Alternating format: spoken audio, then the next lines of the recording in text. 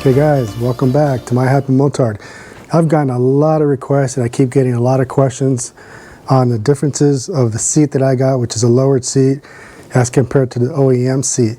So what I did is I'm going to do some comparison on the seats, and I'm also going to go over some other options that we have, which are actually pretty good. So let's do this. Alright, so let's go ahead and compare this is the lowered seat. This is the OEM seat. Now, one of the things with the OEM seat, there's a lot of differences, I guess, but it's not so much here, so you can see the difference. It's a lot here, and that's pretty much where your butt sits, right here on this part. And this is probably about, it's 20 centimeters lower, about 3/4 of an inch, basically. The passenger seat is actually 15 millimeters lower, which is lower than this side here. As far as the quality of this, I mean, this is the OEM. The stitching is pretty much exactly the same. It's very similar. So as you guys know, this thing here, we had to put for the battery recall. They had originally put it on this seat. All I had to do is take it off and put it on here. But the bottom, the quality of this seat is really, really good. So again, I mean, this is the OEM, the lowered seat. And also this seat here, this is so much softer than this. This is like, it really feels like a plank. It's hard, man, especially if you know, if you guys know my background, I like to ride kind of like dirt bike style. And so I put myself way up here as much as possible, kind of to straddle the bike really well. And up here, it's really hard. You can feel it. And you can really feel the differences if I'm pushing right now. This is really, really soft. The other thing is here, I don't know if you guys can tell the edge here. This edge is really sharp. It's almost like, you can't really tell by looking at it so much, but I can tell from where I'm at, this has a nice round angle, and this doesn't.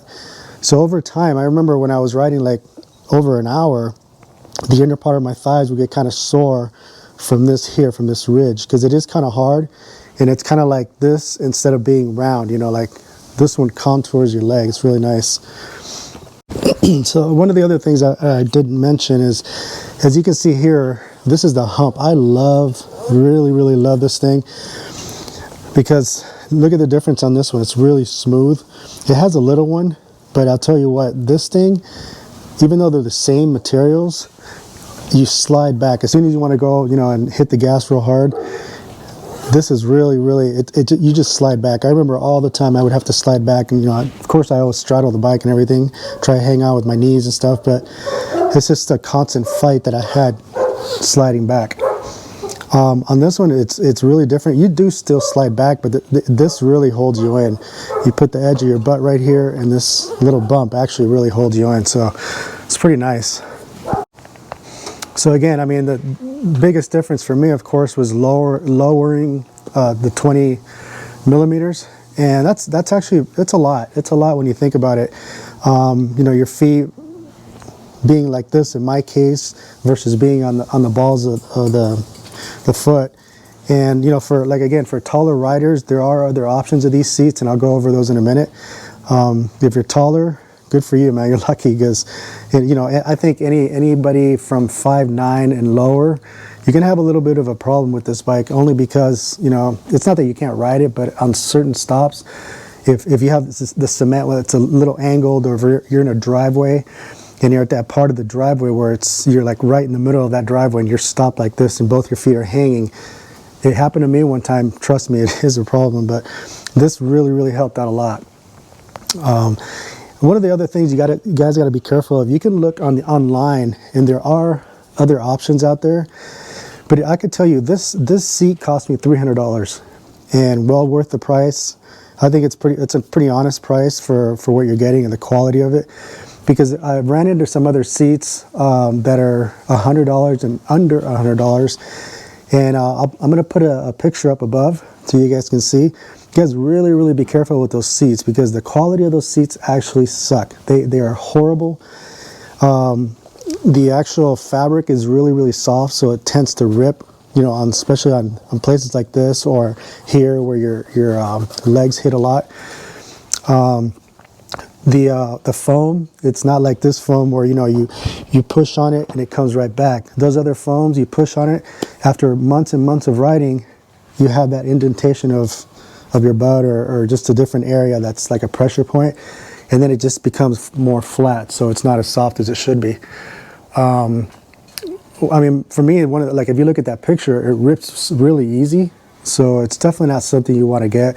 So like again, if you find something that's $100 or lower, just stay away from those seats. I mean, $200 more and you get the quality seat. This thing will last me for years, versus the other one. The other one's going to be a piece of crap. So that's pretty much the comparison between these guys. And if you're a taller rider, there's other options. They do have one that's called a racing seat. The racing seat is, like I said, this one's 20 millimeters. The racing seat is about 15 millimeters lower. You know, it's a really good seat from what I've read and what I've seen. Of course, I went for this one because I needed to get closer to the ground as far as, you know, that's what I was looking for. But the race seat, apparently from what I've read, is actually supposed to be really good. The thing with the racing seat is that it's a different fabric. So apparently what it's supposed to do is prevent you from sliding back. I guess it'll work. You know, this seat, you know, if I do, you know, hit the gas really hard, I will slide back. Not as much as this at all, but I will slide back. But again, those ones that, you know, if you're out in a track racing and stuff, that's one of the things you don't want to do is slide back in the seat. So that racing seat's actually pretty good for those. So another good option, especially for taller riders, is Ducabike has a really good seat. Apparently it's the same height as the OEM. Again, for taller riders, not a big deal as far as the clearance on you guys. But it's supposed to be like a comfort seat. It's made out of a memory foam, so it contours, you know, to your specific shape after a while. I've never personally sat on one of those seats, but I would think it's pretty comfortable. So the main thing for that is that it's really good for long rides, because it kind of contours your body and it's just more comfortable to have a memory foam. So that's one from Ducabike. The other one is from Corbin Seat Accessories, and basically it's the same height. They don't call it a memory foam. So the difference in foam also from the Corbin Seat and Accessories company, they say it's a different kind of a memory foam. They don't call it a memory foam. They call it a comfort cell foam. And according to that company, you know, anytime you talk about hot spots, and anybody who's ridden for a long time, of course, I don't care what kind of seat you have, you're going to have those hot spots where you just have to shift. Even in a car, you know, you ride for 4 or 5 hours, you're going to be shifting your butt around because you get those hot spots. So according to this company, that foam is supposed to eliminate those hot spots. So yeah, I mean, that sounds awesome. So for those of you guys who are into those long rides, cross country and things like that, I would highly recommend, especially if you're a taller rider, recommend one of those seats. I mean, why not? I mean, why not go for that comfort? And the good thing about that company also, there's a wide variety of colors, different fabrics. There's a lot of different options that you can have. So you can really custom make, you know, go for the looks that you're going for. So you get the comfort, and on top of that, you kind of get to modify the bike as far as looks. So that's kind of cool, I guess, from that company. So I mean, I hope this helps you guys. I mean, one of the best things, of course, is that there's options for us. Again, for riders that are probably 5'9" and below that, you know, I think this seat, it just gave me so much more confidence riding this thing. Like I said, especially if in certain situations, you know, so really, like I do a lot of commuting. When I'm in a situation where I have to do a lot of slow maneuvering around traffic, and sometimes I have to put my feet down. On this, I was shaky, man. I would have to really get ready to slide off one way or the other. But this one is, like, again, it gives you a lot more confidence when it comes to that. If you're a taller rider, you have great options. So anyway, I hope you guys got some of your answers that you guys kept asking for. And so all these seats are really good. I mean, it's basically what you're going for, whether you're going for the height, whether you're going for the comfort. You know, if you don't want to spend any money at all, stick to this one. I guarantee that, you know, going from this to any one of the other seats, you're going to notice a big difference, especially if you've gone for long rides. Like I said, this part here, it doesn't seem like a big deal, but I remember the inner part of my thighs, you know, after like a couple hours, it would get like, you know, it's that pressure point because it's constantly hitting that inner thigh. Here, I've never ever felt it, not ever since I got this seat. So, hope this helps you guys out. Let me know, comment down below if you need any more questions answered. Let me know, and again, give me a thumbs up. Stay tuned for the next one, and I'll see you guys next time.